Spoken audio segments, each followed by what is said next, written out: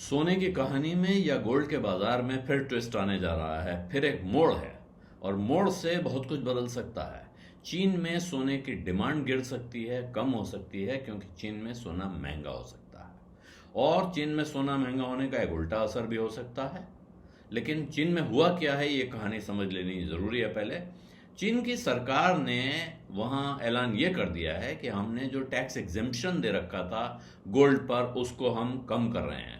13% value added tax वहां लगता था, जिसको उन्होंने एग्जेम्प्ट कर रखा था। अब उस एग्जेम्पशन को वो कम करके 6% कर रहे हैं कि एग्जेम्पशन के बजाय वहां 6% लग जाएगा या 6% कम हो जाएगा। तो इसके साथ अब अगर वो टैक्स लगेगा तो इसका अर्थ है कि जो खरीदार सोना खरीदेंगे उसको सोना महंगा पड़ेगा। और इसके साथ ही उन्होंने बहुत लंबा, ये टैक्स एग्जेम्पशन बहुत समय से चल रहा था, इसको चीन की सरकार ने खत्म किया है।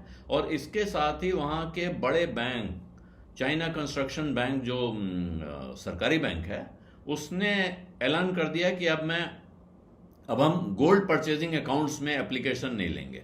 वो बेसिकली सोना खरीदने के लिए लोगों को वहां बैंक में एप्लीकेशन लगानी पड़ती है, और एप्लीकेशन सिर्फ उनकी लेंगे जिनके पास एक कारण होगा कि आपको ये सोना क्यों खरीदना है। यानी बेवजह आप सोना नहीं खरीद सकते। ये नहीं कहेंगे कि ये पैसा लीजिए सोना दीजिए, ऐसी एप्लीकेशन नहीं होगी।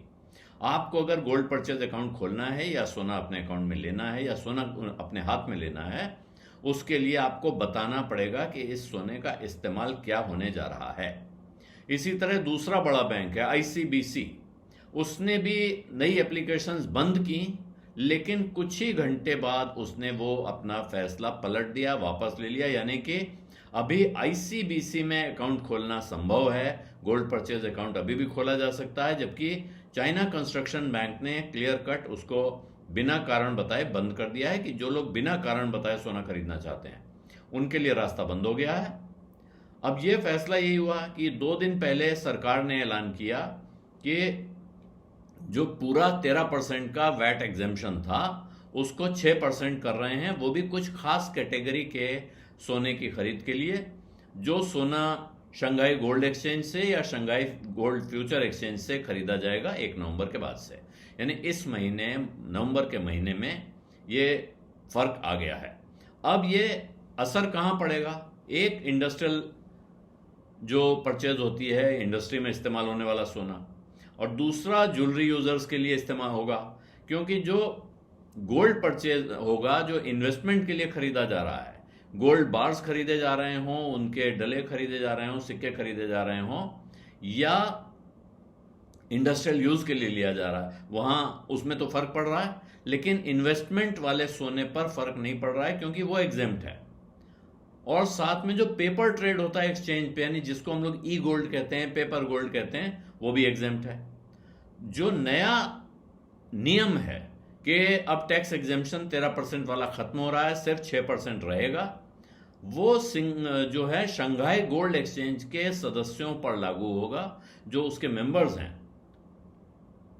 जो शंघाई गोल्ड एक्सचेंज के मेंबर्स हैं उन पर यह नया नियम लागू नहीं होगा। जो नॉन मेंबर्स हैं उन पर यह नया नियम लागू होगा।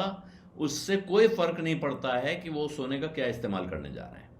यानी कि अब जो शंघाई गोल्ड एक्सचेंज का मेंबर है, सिर्फ उसको ये एग्जेम्पशन मिलेगा। जो इसका मेंबर नहीं है उसको किसी भी तरह के सोने की खरीद पर टैक्स चुकाना पड़ेगा, उसको ये 13% टैक्स देना पड़ेगा।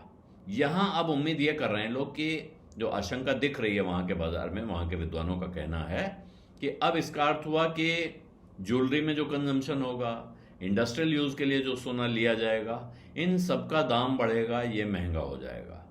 और अगर ये महंगा होगा तो जाहिर है इसका एक रास्ता यह है कि वहां बहुत सारी कंपनियां अब शंघाई गोल्ड एक्सचेंज की मेंबर बनेंगी, और इससे वहां जब मेंबर बन जाएंगी और गोल्ड एक्सचेंज में ट्रेडिंग करेंगे, वहीं से वो सोना खरीदेंगे, तो उससे लिक्विडिटी बढ़ जाएगी एक्सचेंज में, यानी सोना और पैसा दोनों की उपलब्धता बढ़ेगी, और साथ में ट्रांसपेरेंसी आ जाएगी इस कारोबार में। कौन क्या खरीद रहा है, कितना खरीद रहा है, किस भाव पे खरीद रहा है, ये सब सामने दिखने लगेगा।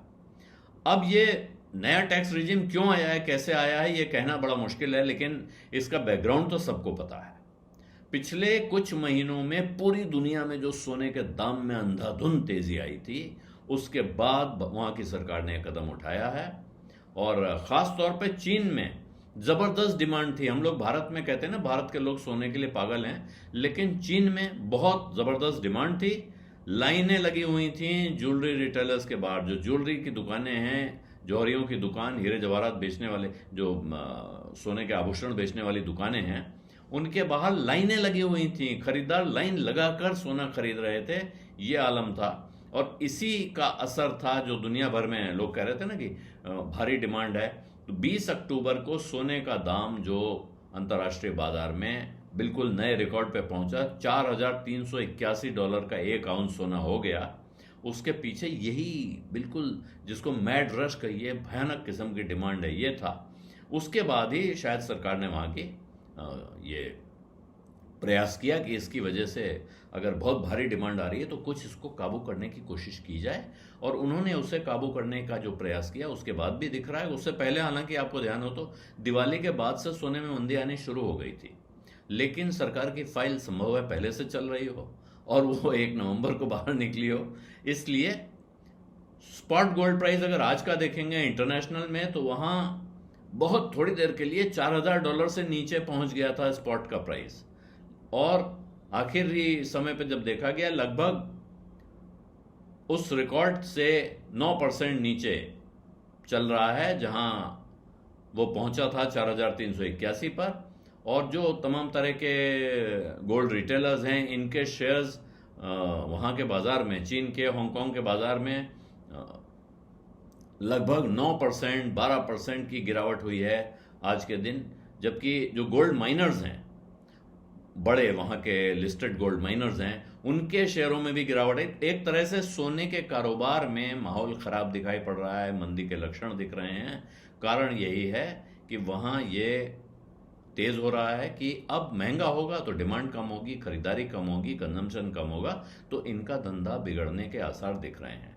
जिस वक्त उन्होंने, चाइना की सरकार ने, और ध्यान दीजिए चाइना की सरकार ने वैट या वैल्यू एडेड टैक्स सिर्फ गोल्ड पे नहीं खत्म किया। जब उन्होंने गोल्ड पे खत्म किया था, उसके साथ ही 1 नवंबर से ही प्लैटिनम पर भी वैल्यू एडेड टैक्स चाइना ने खत्म कर दिया है।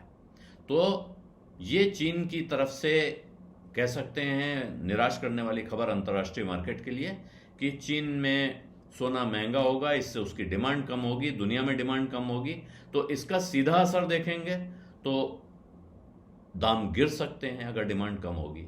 लेकिन इसका एक उल्टा असर भी सोचिए। अगर मान लीजिए कि चीन में लोगों ने सोचा कि नहीं, हम दूसरे रास्ते से, जो लोग विदेश से आ रहे हैं उनसे चीन सोना मंगवा लें, डिमांड को पूरा करने के अगर उन्होंने ऑल्टरनेटिव रास्ते इस्तेमाल करने शुरू कर दिए, या चीन में सोना महंगा हो गया तो बेंचमार्क को मान लिया जाए चीन में महंगा बिक रहा है तो बाकी जगह भी महंगा बिक सकता है, तो इसका उल्टा असर होने की भी एक आशंका है। हालांकि ये बहुत ज्यादा सीधी आशंका नहीं है, लेकिन एक स्मगलिंग का कारोबार तेज हो सकता है, क्योंकि उस रास्ते से फिर लोग सोना दुनिया भर से ले जाने की कोशिश करेंगे अगर सीधे रास्ते से वो महंगा दिख रहा है। जब कभी भी सोने पे ज्यादा टैक्स लगाया जाता है, भारत का ये उदाहरण है, भारत का ऐसा इतिहास रहा है, यहाँ आप इसके रिकॉर्ड देख सकते हैं, तो फिर स्मगलिंग बढ़ जाती है। और इसी वजह से सोने पर बहुत कम टैक्स लगा के रखा जाता है ताकि लोग चोर रास्ते से सोना लाने के बजाय सीधे रास्ते से लाएं, जो थोड़ा मोड़ा सरकार को चुकाना है चुकाएं, और कम से कम ये रिकॉर्ड पे आमने सामने रहे कि हाँ, इतना सोना इस देश में आ रहा है। लेकिन क्या चीन में वो रास्ता चलेगा? अब जब महंगा हो जाने के बाद वहां स्मगलिंग बढ़ेगी, अंतर्राष्ट्रीय बाजार तक उसका असर पहुंचेगा, ये कहना अभी बड़ी दूर की कौड़ी है। आज की तारीख की असलियत यह है कि सोने के दामों पे दबाव दिख सकता है, चीन से डिमांड की कमी होने की आशंका है। बीज अड्डा में आज इतना ही। अब इजाजत दीजिए। धन्यवाद, नमस्कार।